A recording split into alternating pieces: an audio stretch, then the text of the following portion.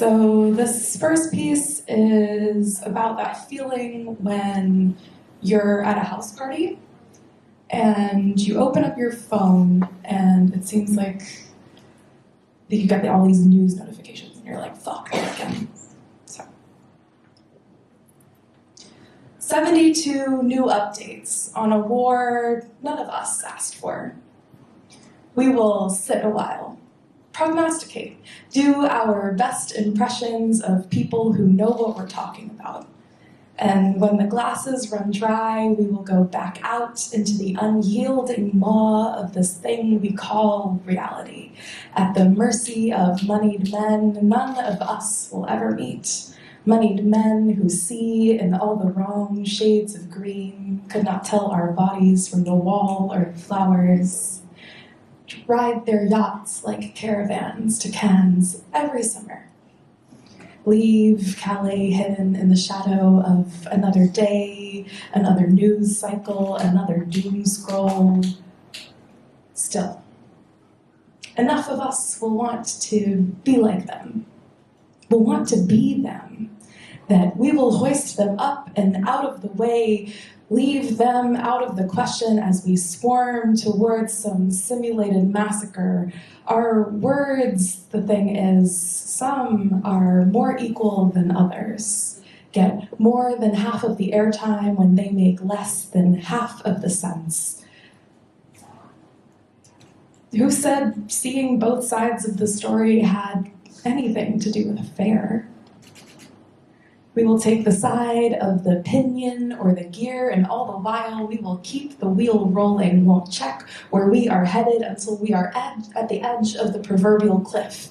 That 2012 kind of Mayan calendar, kind of waterfall crash collision course, kind of nowhere to go but down, down, down, down, down, down to where the moneyed men are waiting. Someone's world is always ending. Don't worry. Let me pour you another glass of wine. Thank you.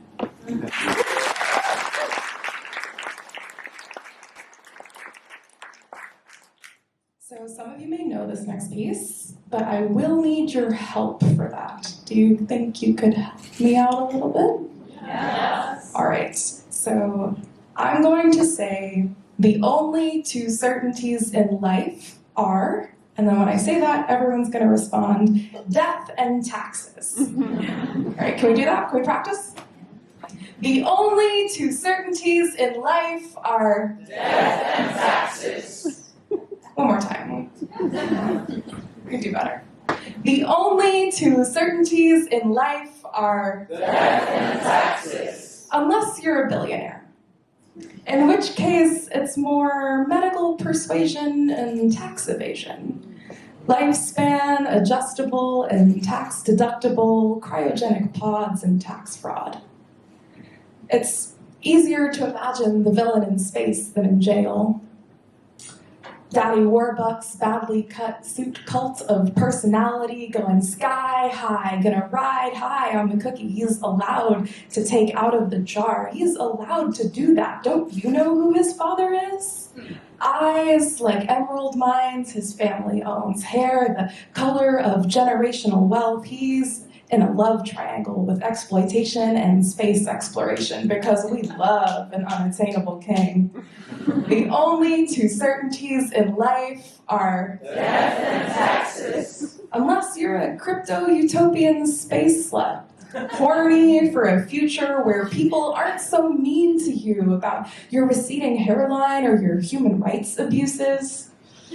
See, billionaires make terrible neighbors and worse flatmates, won't take out the trash unless they can take it on a mission to Mars, zero gravity. Don't tell Ben Franklin where you're taking him. And why mail him to the Swiss when you can send him into the Milky Way? Who still says the only two certainties in life are death and taxes? when you can aim your dick rocket for the stars, when you're a multiversal asshat in orbit. Someone warned the aliens they're putting CO2 in your super smoothies and calling it Space Jam. Space Jammed on the operating line to 2001. The only person getting fucked at the end of this odyssey is the middle class. Forget Occupy Wall Street, occupy my last brain cell like it's Mars, baby. Remind me that the only two certainties in life are Death and taxes. Thank you.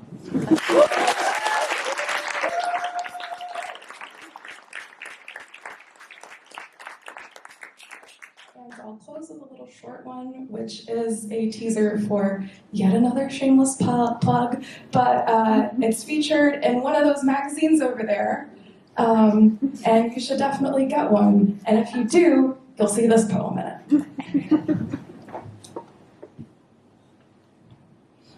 In another version of events, you are a filmmaker and I star in your movies. You are a war correspondent and I catch your eye at a bar in a city moments before it is blown into oblivion. You are the general that orders the strike and I burst into shrapnel and blue flame. In another version of events, we win an Oscar, a Pulitzer, a Medal of Honor. They write a book about us. In another version of events, we become heroes, or villains, or the unsuspecting puppets of some megalomaniacal regime. In another version of events, no one likes the script.